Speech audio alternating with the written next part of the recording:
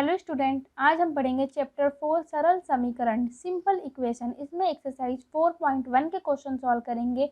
Question number 6 part first और second में हमने क्वेश्चन 1 से 5 तक के सॉल्व किए थे। आज हम क्वेश्चन 6 देखेंगे।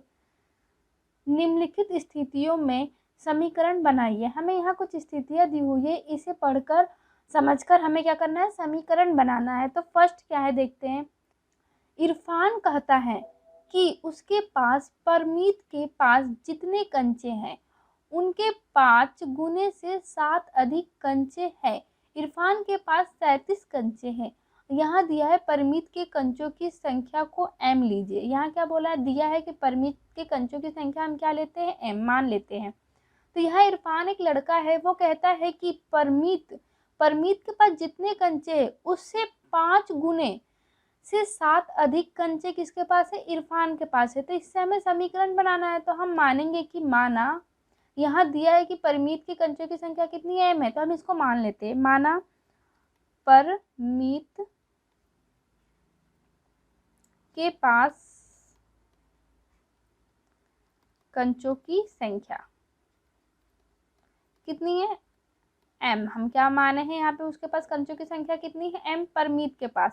और इरफान के पास दिया हुआ है कि इतने कंचे हैं, तो यहाँ लिखेंगे इरफान के पास कंचों की संख्या। इरफान के पास कंचों की संख्या कितनी है, 37। तो हम लिखेंगे प्रश्नानुसार। अब प्रश्नानुसार ये देखेंगे कि इरफान के पास कैसे इतने कंचे हुए। तो क्या बोला है इरफान ने कि परमीत के पास जितने कंचे हैं उससे उसके पास क्या है, 5 गुने।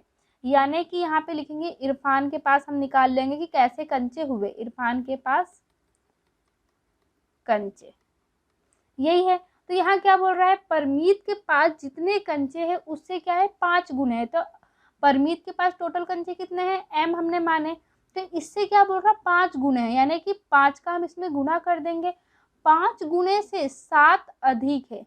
5 गुने से क्या अधिक है, 7 अधिक है। तो ये हो गए इरफान के पास कंचे। परमीत से इतने कंचे इसके पास अधिक है।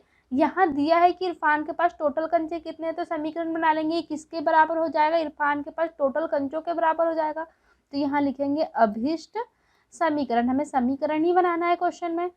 तो समीकरण क्या हो जाएगा, 5m + 7। ये किसके बराबर है, इरफान के कंचों के बराबर। तो इरफान के कंचे क्या है, 37। तो ये समीकरण हो जाएगा इस क्वेश्चन का आंसर। अब क्वेश्चन सेकंड देखेंगे। इसी में लक्ष्मी के पिता की आयु 49 वर्ष है। उनकी आयु लड़की की आयु के 3 गुने से 4 वर्ष अधिक है। लक्ष्मी की आयु को y वर्ष लीजिए। यहाँ क्या है, लक्ष्मी की आयु को दिया है कि y वर्ष लेंगे। लक्ष्मी के पिता की आयु कितनी दी है, 49 वर्ष दी है। तो ये कैसे हुआ है, तो उनकी आयु लड़की की जो आयु है उससे क्या बोल रहा है, 3 गुने से 4 अधिक है, यही बोला है। तो हम मानेंगे कि माना लक्ष्मी की आयु कितनी है, y वर्ष, यही है y वर्ष। और उसके पिताजी की आयु कितनी दी है, पिताजी की आयु कितनी दी है, 49 वर्ष, यही दी है।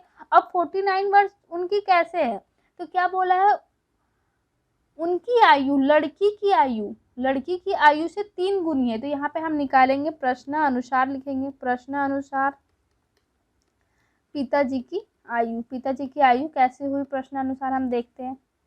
तो क्या बोला है, लड़की की जो आयु है उससे क्या बोला, 3 गुने। तो लड़की की आयु y है, 3 गुने यानी 3 से हम इसमें गुना कर देंगे तो 3y हो जाएगा। 3 गुने से 4 वर्ष अधिक है, तो इसमें हम +4 कर देंगे तो क्या हो जाएगा, 4 वर्ष अधिक। तो पिताजी की आयु ऐसे बनी।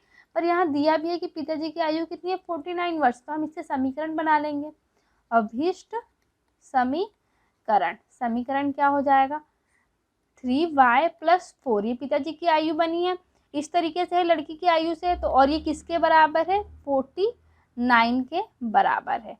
तो ये समीकरण हो जाएगा इस क्वेश्चन का आंसर। अब क्वेश्चन नंबर 3 देखेंगे। अध्यापिका बताती है कि उनकी कक्षा में एक विद्यार्थी द्वारा प्राप्त किए गए अधिकतम अंक प्राप्त किए गए न्यूनतम अंक का दुगुना धन 7 है। प्राप्त किए गए अधिकतम अंक 87 है। तो न्यूनतम प्राप्त किए गए अंकों को लीजिए। यहाँ पे दिया है कि न्यूनतम अंक कितना हम लेते हैं, एल। मान लेते हैं कि न्यूनतम प्राप्त किए गए अंक क्या है, एल है। तो अधिकतम क्या बोल रहा है, अधिकतम बोल रहा है न्यूनतम से क्या बोला, 7 गुने। यहाँ क्या बोला देखेंगे यहाँ पे ध्यान से, न्यूनतम अंक का दुगुना, जो न्यूनतम है उसका दुगुना धन 7, यानी 7 उसमें जोड़ देते हैं तो इतना होगा। अधिकतम अंक टोटल हमें यहाँ पे दिया हुआ भी है, तो हम यहाँ पे लिखेंगे माना न्यूनतम अंक लिख लेते हैं, न्यूनतम अंक। न्यूनतम अंक कितना है, हम मान लिए न्यूनतम अंक कितना है, और अधिकतम अंक कितना दिया है, अधिकतम अंक दिया है 87। तो हम यहाँ लिखेंगे अधिकतम, अधिकतम अंक कितना है 87। तब प्रश्न अनुसार, प्रश्न अनुसार हम देख रहे हैं यहाँ पे अधिकतम अंक कैसे प्राप्त हुआ है उसे, अधिकतम अंक कैसे बना हम ये देखते हैं। तो क्या बोला है क्वेश्चन में, अधिकतम अंक प्राप्त किए गए न्यूनतम अंक का दुगुना है। तो न्यूनतम अंक कितना है, एल है, तो इसका दुगुना यानी 2 से इंटू कर देंगे। दुगुना धन 7 है, मतलब प्लस, धन का मतलब प्लस होता है, 7 है, तो ये क्या हो गया अधिकतम अंक, और टोटल अधिकतम अंक भी दिया है तो ये इसके बराबर हो जाएगा। तो यहाँ अभिष्ट समीकरण लिखेंगे, अभिष्ट समीकरण, समीकरण क्या बन जाएगा 2l + 7 = 87। इस क्वेश्चन का ये आंसर हो जाएगा। क्वेश्चन नंबर 4, एक समद्विबाहु त्रिभुज के शीर्ष कोण प्रत्येक आधार कोण का दुगुना है। मान लीजिए प्रत्येक आधार कोण क्या है, b डिग्री। हम मान लेते हैं कि प्रत्येक आधार कोण क्या है, d डिग्री है। याद रखिए कि त्रिभुज के तीनों कोणों का योग कितना होता है, 180 डिग्री। यहाँ दिया है कि त्रिभुज के तीनों कोणों का योग कितना होता है, 180, और प्रत्येक आधार कोण क्या दिया है, d डिग्री दिया है। तो हम यहाँ लिखेंगे माना प्रत्येक आधार कोण, आधार कोण कितना है, d डिग्री, यही हो जाएगा।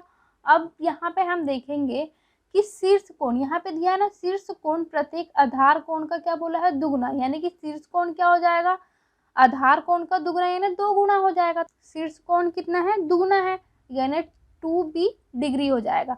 और त्रिभुज के तीनों कोणों का योग कितना होता है, 180। तो हम यहाँ लिखेंगे त्रिभुज के तीनों कोणों का योग कितना है, 180 डिग्री, यही होता है। तो प्रश्नानुसार,